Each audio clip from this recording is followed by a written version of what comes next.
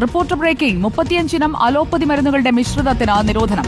ജീവിതശൈലി രോഗങ്ങൾക്കുള്ള മരുന്നുകളും ജീവൻ രക്ഷാ മരുന്നുകളും ഉൾപ്പെടെയുള്ളവയാണ് കേന്ദ്രം നിരോധിച്ചത്. പരിശോധനയില്ലാതെ സംസ്ഥാനങ്ങൾ മരുന്നുകൾക്ക് അനുമതി നൽകിയെന്ന് കേന്ദ്രം വ്യക്തമാക്കി.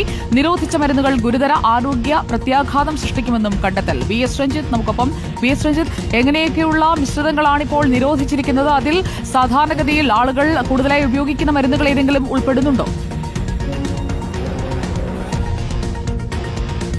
സുജയ, തീർച്ചയായിട്ടും ഇത്തരത്തിൽ കേന്ദ്ര ഡ്രഗ് കൺട്രോൾ ബോർഡ് ഇവിടെ നിരോധിക്കുന്നത് സ്വാഭാവികമാണ്. അത് സാധാരണ നിരോധിക്കാറുള്ളത് പുതിയ മിശ്രിതങ്ങൾ കണ്ടെത്തുമ്പോഴോ പുതിയ മരുന്നുകൾ അപ്ഡേറ്റ് ചെയ്യപ്പെടുമ്പോഴോ ആണ്. പക്ഷേ ഇത്തവണ നിരോധിക്കുന്നതിനൊരു വാർത്താ പ്രാധാന്യമുള്ളത്, ഇത്തവണ നിരോധിച്ചിരിക്കുന്നത് ഇപ്പോൾ സംസ്ഥാനങ്ങളിൽ വളരെ വ്യാപകമായി ഉപയോഗിക്കുകയും എന്നാൽ വേണ്ടത്ര പരിശോധനകളില്ലാതെ സംസ്ഥാനങ്ങൾ അനുമതി കൊടുത്തതുമായ മരുന്നുകളാണ്.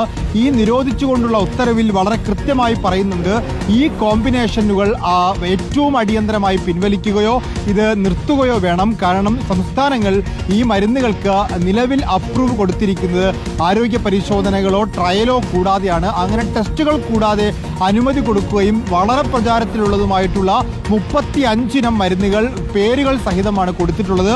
അതിൽ നമ്മളൊക്കെ കേൾക്കുന്ന ഈ ഡയബറ്റിക് പേഷ്യൻസിനൊക്കെ, പ്രമേഹ രോഗികൾക്ക് കൊടുക്കുന്ന വൊഗ്ലിബോസ് പോലുള്ള ഗ്ലിംപ്രൈഡ് പോലുള്ള മരുന്നുകൾ ഉണ്ട്. അതുപോലെ പ്രഷറുള്ള രോഗികൾക്ക് കൊടുക്കുന്ന, താരന് കൊടുക്കുന്ന മരുന്നുകൾ, അത്തരത്തിൽ 35 മരുന്നുകൾ ഏറ്റവും കൂടുതൽ ആളുകൾ കഴിക്കുകയും വ്യാപകമായി ഉപയോഗിക്കുകയും ചെയ്യുന്നു എന്നുള്ളതാണ്.